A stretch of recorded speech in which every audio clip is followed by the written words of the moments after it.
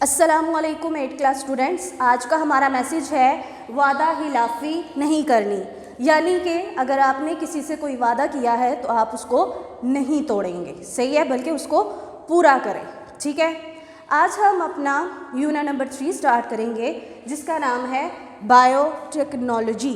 Biotechnology. अब अगर biotechnology word से अगर हम देखें, आम तौर पर हमें मुख्तलिफ डेफिनेशंस भी, सही है, जो है उसके नाम से ही पता चल जाती होती हैं। ठीक है, जैसे कि अब अगर ये वर्ड है बायोटेक्नोलॉजी तो इसके नाम से ही हम इसकी डेफिनेशन जो है वो आराम से निकालेंगे। Let's see, first of all ये दो वर्ड्स है, ठीक है, एक है बायो, दूसरा है टेक्नोलॉजी। अगर हम वर्ड बायो की बात करें तो इसका मतलब होता है ज़िंदगी, ऐसा ही है। और अगर ज़िंदगी की बात करें तो ज़िंदगी किस में होती है? लिविंग ऑर्गेनिज्म में, यानी कि प्लांट्स और एनिमल्स में। ज़िंदगी किधर है जी? लिविंग ऑर्गेनिज्म में। नेक्स्ट वर्ड है हमारे पास टेक्नोलॉजी। टेक्नोलॉजी कहते हैं कि जो इंफॉर्मेशंस, ठीक है, जो भी इंस्ट्रक्शंस हमारे पास हैं हम उसको अपने फ़ायदे के लिए यूज़ करें। फॉर एग्ज़ाम्पल मेडिसन को ले लें। अगर हमारे पास डायबिटीज़ की कोई मेडिसन है, ठीक है, उसको हम यूज़ करते हैं, उसमें क्या इंस्ट्रक्शंस हैं कि वो बनाएगी इंसुलिन, उस बॉडी में जाकर, उस पेशेंट की बॉडी में जाकर बनाएगी इंसुलिन, यानी कि वो इंस्ट्रक्शंस हैं उसमें। ठीक है, अब वो पर्सन उसको लेता है, उसमें प्रोड्यूस होना स्टार्ट होती है इंसुलिन, तो फ़ायदा उससे पेशेंट को हुआ क्या कि उसमें इंसुलिन प्रोड्यूस होना स्टार्ट हो गई। ये भी एक टेक्नोलॉजी है। अगर इसको दूसरी तरह अगर मैं समझाना चाहूँ आपको तो आप ऐसे देखें, जैसे कंप्यूटर, आजकल जो कंप्यूटर का दौर है, तो कंप्यूटर में अगर हम देखें तो उसमें हम इंस्ट्रक्शंस डालते हैं, जैसे कि कॉपी की इंस्ट्रक्शन डाली, कॉपी हो गई, कट की इंस्ट्रक्शंस डाली, कट हो गया। उसके अलावा अगर मिसाल के तौर पर आपने कैलकुलेटर यूज़ करना है, कैलकुलेटर की भी आखिर उसमें इंस्ट्रक्शंस डाली गई हैं।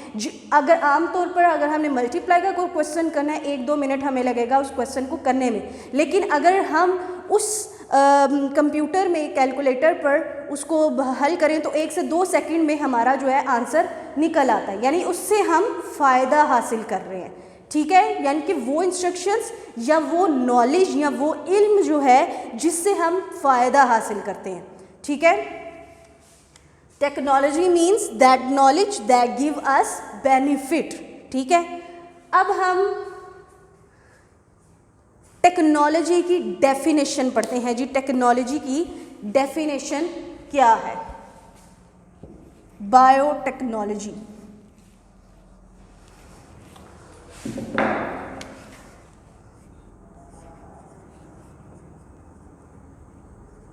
The living things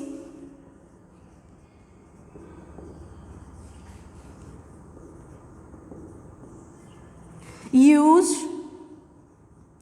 for the benefit of human beings। ठीक है, यानी कि the living things use for the benefit of human beings, यानी कि हम जानदार चीज़ों को इंसान के फ़ायदे के लिए, बेनिफिट, फ़ायदे के लिए इस्तेमाल करते हैं। अब जैसा कि माइक्रो ऑर्गेनिज़म हम कहते हैं वो जानदार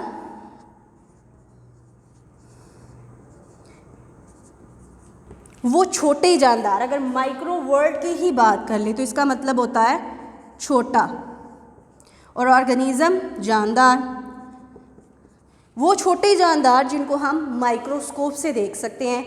अगर हम उनको अपनी आम आंख से देखने की कोशिश करें तो हम नहीं देख पाएंगे। ठीक है, अब ये माइक्रो ऑर्गेनिज़म कौन कौन से हैं? बैक्टीरिया, यीस्ट, ठीक है, इस तरह के जो हैं वायरसेस, ये हो गए हमारे माइक्रो ऑर्गेनिज़म्स।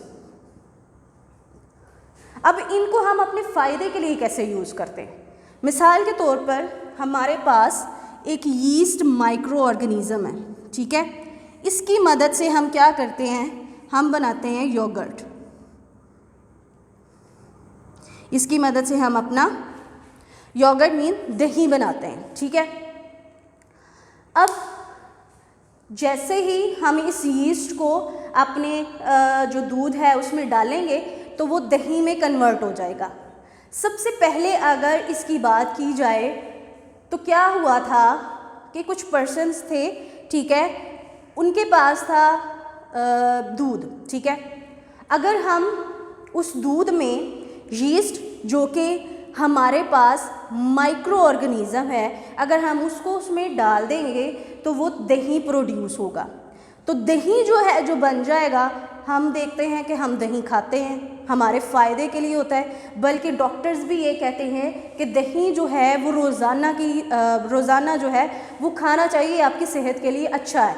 तो यानी कि लिविंग थिंग जिनसे फ़ायदा हो रहा है किसको, इंसान को, यानी कि यीस्ट एक माइक्रो ऑर्गेनिज्म है, एक लिविंग थिंग है, लेकिन उससे बेनिफिट किसको मिल रहा है, इंसान को, ठीक है। तो इस पूरे के पूरे प्रोसेस को हम बोलते हैं बायोटेक्नोलॉजी। अब हम इसका फर्स्ट टॉपिक पढ़ेंगे विच इज़ डीएनए रेप्लिकेशन।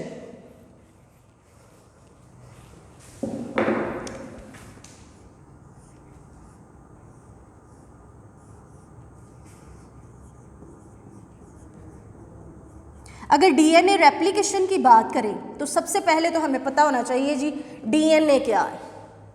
मैंने आपको बताया था कि हमारे पास न्यूक्लियस होता है, ठीक है। न्यूक्लियस एक सेल है सबसे पहले तो हमारे पास जी, उसके बाद उसमें है जी न्यूक्लियस, और न्यूक्लियस में होते हैं क्रोमोसोम्स।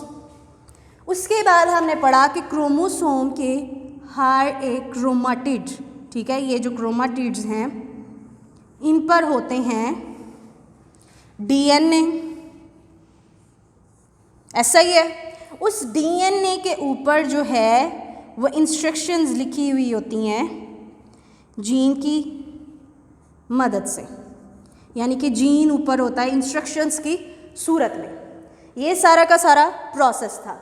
अब डीएनए, हमें तो पता चल गया डीएनए हमारा कहाँ पाया जाता है, क्रोमोसोम्स के ऊपर। जो सेल का न्यूक्लियस है उसमें होते हैं क्रोमोसोम, और क्रोमोसोम के जो कंपोनेंट्स हैं उसमें एक कंपोनेंट जो है वो है डीएनए, ठीक हो गया। अब जी वर्ड हमारे पास है रेप्लिकेशन। रेप्लिकेशन का मतलब होता है कॉपी करना, यानी कि एक हमारे पास ओरिजिनल चीज़ है, हम बिल्कुल सेम टू सेम उसकी कॉपी बनाएं। जैसे फ़ोटोकॉपी मशीन होती है, उसमें हमने अगर कोई भी अपना डॉक्यूमेंट जो है उसको हम चाहते हैं कि वो दो हों, ठीक है, तो उससे के ज़रिए से हम कॉपी करते हैं तो सेम टू सेम वैसा ही डॉक्यूमेंट हमारे पास दूसरा भी आ जाता है। यानी कि एक से हमें दो डॉक्यूमेंट्स वो मिल जाते हैं बिल्कुल सेम टू सेम, सही है। इसको हम बोलते हैं कॉपी करना। डीएनए रेप्लिकेशन जो है यानी कि डीएनए का डबल होना, चीज़ ये भी कह सकते हैं, ठीक है। अगर एक डीएनए है तो वो डबल हो रहा है, तो वो कहाँ होता है, कैसे होता है। हमने माइटोसिस मियोसिस में ये डिस्कस किया था कि हमारे जो क्रोमोसोम्स हैं वो डबल होते हैं किस फेज़ में, इंटरफेज़ में। हमने देखा था कि इंटरफेज़ में हमारा जो क्रोमोसोम्स हैं वो डबल होते हैं। तो जब क्रोमोसोम्स डबल हो रहे हैं तो मतलब साथ में जो डीएनए उसका कंपोनेंट है वो भी डबल होगा, ऐसा ही है। अब ज़रा देखते हैं डीएनए रेप्लिकेशन के होते हैं दो स्टेप। फर्स्ट स्टेप जो है उसमें क्या होगा कि जो डीएनए का डबल हेलिकल स्ट्रक्चर है, ठीक है, वो अनवाइंड होगा, यानी कि अलग-अलग होगा। अगर हम इसको यूजुअली तौर पर देखें तो ये एक सीढ़ी नुमाई स्ट्रक्चर इसका हमारे पास होता है, यूं इसके अंदर न्यूक्लियोटाइड्स होते हैं ये, और ये दो इसके स्ट्रैंड्स। अब सबसे पहले क्या होगा, हमारे पास जो डीएनए है वो अनवाइंड होगा, अलग-अलग हो गए उसके स्ट्रैंड्स एक दूसरे से। मिसाल के तौर पर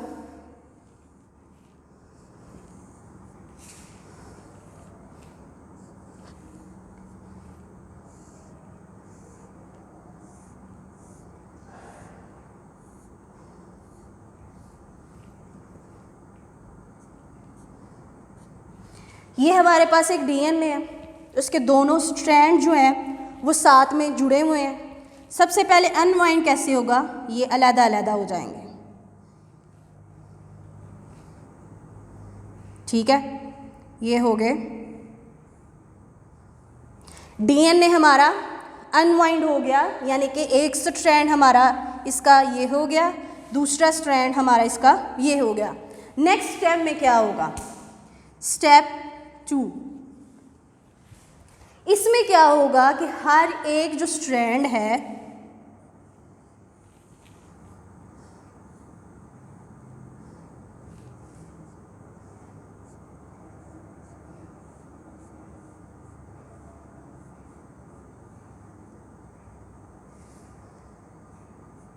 वो अपने लिए एक कॉपी बनाएगा। सबसे पहले इसकी डायग्राम ज़रा हम ड्रॉ कर लेते हैं।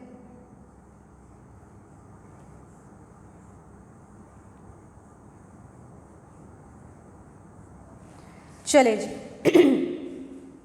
जैसा कि हमने यहाँ पर देखा कि वो अनवाइंड हुआ, लेकिन ये तो हो गए उसके 1 और 2 स्ट्रैंड्स। तो ये क्या है, ये है न्यूक्लियोटाइड्स।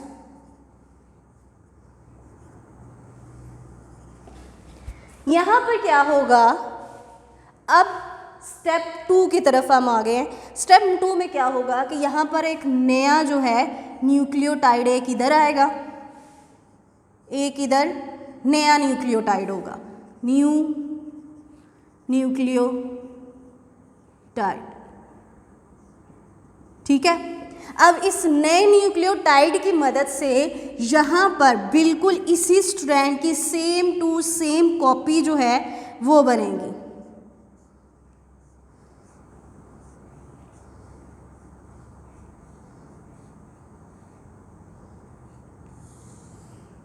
ले, ठीक है, ये इसकी बन गई कॉपी। अगर हम ऐसे भी कह सकते हैं, ये था हमारे पास पेरेंट डीएनए का एक स्ट्रैंड, ठीक है। बिल्कुल इसने अपने ही जैसा नए न्यूक्लियोटाइड की मदद से एक और स्ट्रैंड बनाया जिसको हम डॉटर डीएनए कह सकते हैं, ठीक है। अब इसका क्या होगा, यहाँ पर भी बिल्कुल सेम टू सेम इसके जैसा होगा कि यहाँ पर भी ये नए न्यूक्लियोटाइड की मदद से अपने लिए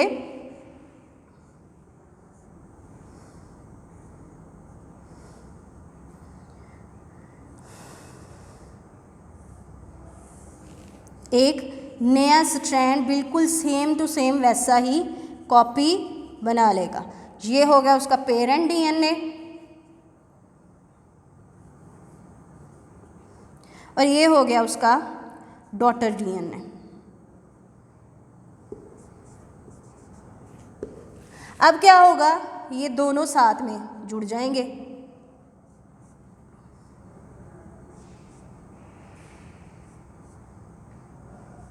ठीक है।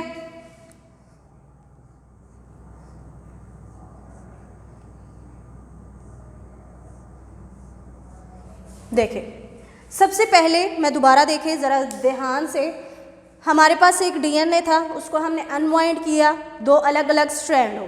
उसके बाद क्या हुआ, स्टेप 2 में नए न्यूक्लियोटाइड की मदद से एक स्ट्रैंड ने बिल्कुल अपने ही जैसी एक कॉपी बनाई और एक पूरा का पूरा डीएनए बन गया, दोबारा से एक डीएनए।